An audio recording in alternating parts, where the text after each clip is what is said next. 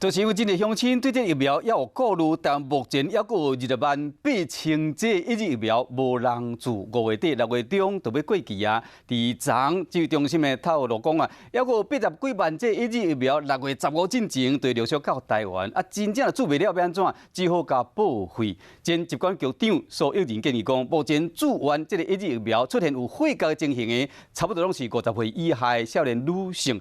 指挥中心应该开放予60岁以上的时代。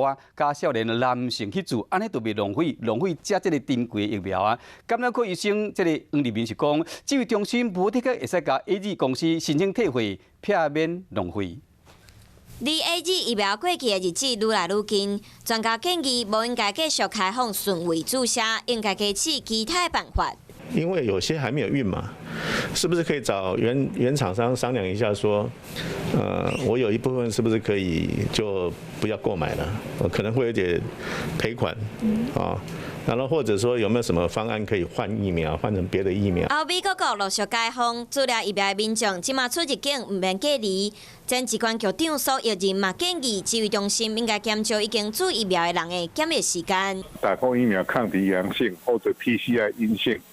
那这样就很安全，就应该让他们可以进来，不必再隔离，才能够解决这样的困境。现在血栓主要的就是50岁以下的女性，那么其他的男性啊，或者是有意愿的人，那么就可以先开放施打。虽然每一个国家疫苗拢有存是真正常的代志，不过要是要赶紧想办法，做到防疫上尾的目标，让民众拢会使注到安心、够安全的疫苗。